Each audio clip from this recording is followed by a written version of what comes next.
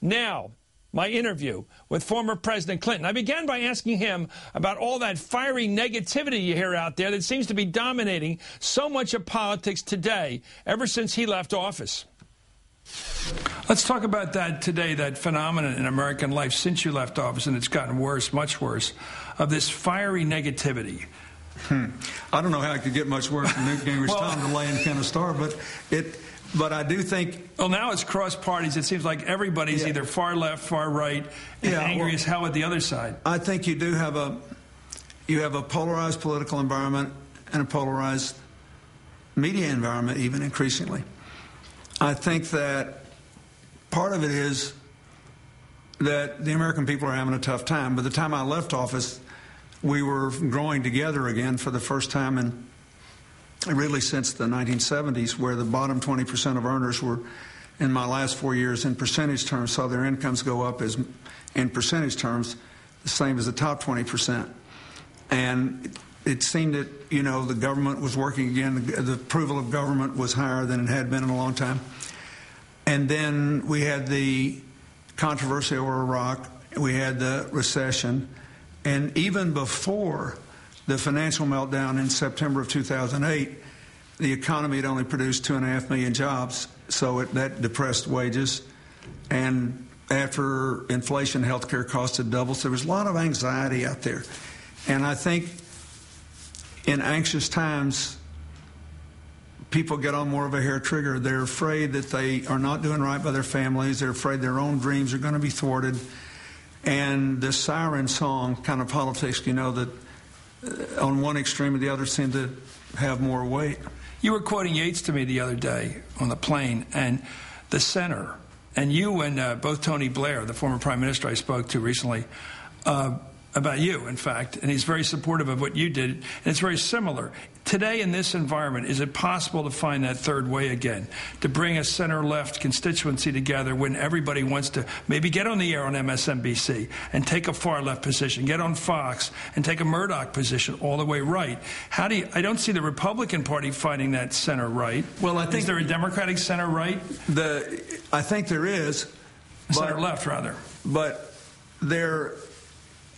First, I think the answer to creating it is to persuade 2/3 of the American people that you got your facts straight first, that there is a factual basis for what we're trying to do here. For example, one of the things that has always frustrated me and Hillary, I mean, we talked about this a lot, is that Americans historically have been aware, accurately, of the exceptional nature of our country. And it is in many ways still quite an exceptional place. But they have therefore been resistant to comparative information. So one fact that drives everything I think about health care is that we're now spending 17.2% of our income on health care, and none of our wealthy competitors are spending more than 10.5%. Right. And they all have longer life expectancies and lower infant mortality rates. That means if we had any of their systems, we'd save $1 trillion a year and we'd be healthier. So a lot of people don't want to hear that. They just know that I go to my doctor and I like him and somebody sends me a bill for my insurance. That's just one example. I think it's relevant that we've recovered 70% of the income we lost from the depths of the recession. Germany's at 60, Japan's at 50, the UK's at 30. We don't have the jobs yet because all the jobs come always in this in the last 30% and then when you're out, you're out of the hole. Do you think facts like this will turn hearts in this environment today? Well, first of all, people's hearts are pretty hard, but their ears are not closed yet. I think that people's hearts are moved when their lives are changed in this, you know. And I'm not saying those things are self-serving for me as a Democrat, what I said, but they are accurate facts. And I think that, you know, the Republicans, I'll give you an example of a Republican accurate fact. We have, they've said, one thing I've always agreed with them on is that adults who are compos mentis ought to be able to buy health insurance policies across state lines. Now, what's the argument against that? New York, where I live, requires a lot of things to be in health insurance policies, and I agree with them all. But suppose you live in New York and you have a modest income and you have 2 kids and you want them to have some kind of insurance, and you could buy an insurance policy in Iowa that you think would meet the basic needs of your family. I think you ought to be able to do that. Now, the argument for that is that basically you wind up driving all people into lower policy. In other words, it's not like there's no argument against that, but I'm persuaded that it's right. Why? Because I've thought about the facts. If you say right from the get-go, President Obama is a closet socialist who wants to, extend the reach of government across the length and breadth of the land and choke off free enterprise and small business and individual initiative, and therefore I got to be against whatever he's for. Or if you say, we beat Bill Clinton and the Democrats in '94 by just saying no. We were responsible for health care not passing. We were responsible for thwarting things, and we got credit for it. And the things they did do, no one knew, because the no drowned out the positive accomplishments.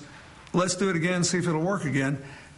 It may work in the short run, but in the end, the country loses. In the end, we have to find a way forward. I'll never forget when I worked with the Reagan White House in '88 in the first incarnation of welfare reform. And a lot of my fellow Democrats said, do you really think you can work with these guys? I said, yeah, in private, they're perfectly honest with me. We worked through these things. And even though they were much more conservative than I was, they knew I wanted people who could work to work. And when I pointed out that you couldn't ask poor people to go to work if they lost their food support or they couldn't provide medical care for their kids as a result of it, they got that and they didn't want to take it away. We had the kind of debate that sensible people have when a husband and wife have a difference at home, and they work through the difference by listening to each other and figuring out what the best possible compromise is. The Republican Party, the last era and the era before under you, decided early on in the health care fight to just say no, and they didn't get hit hard on it. President Obama has decided from the beginning, maybe it's Chicago politics, you don't talk about the opposition. Dick Daley politics. He never mentioned Boehner's name, never mentioned McConnell's name for like a year and a half, and now he's calling them out. Should he have called them out earlier, or is that good politics? Probably. It's because they just get away with saying no and stopping things. Probably because the other side was systematically attacking not just the president, but also Speaker Pelosi and Senator Reid.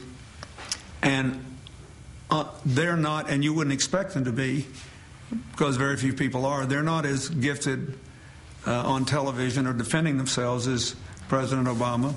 So you'd get him in the ring. And so they hauled him in there.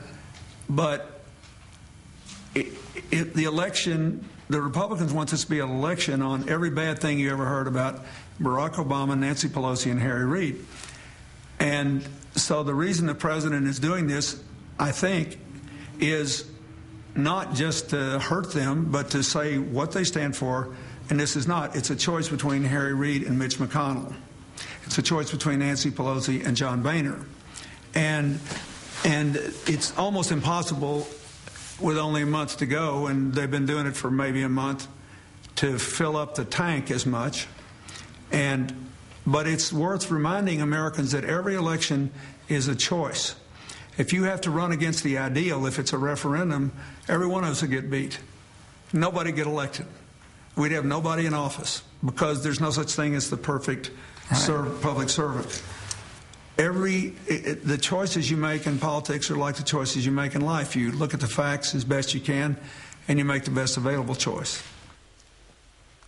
You know, that's an interesting insight into the Obama strategy by the former president. He talked about how what clearly Obama's doing right now is to try to euchre or try to draw Mitch McConnell and John Boehner onto television where they aren't so good and expose them as the alternative rather than just part of the no team. Very interesting strategy. You saw that from the president. It was part of a long interview we did today, part of an upcoming documentary we're going to do with the work of the former president. By the way, that was taped today at the Clinton Institute on American Politics at University College Dublin, one of the many institutions being set up around the world by the former president.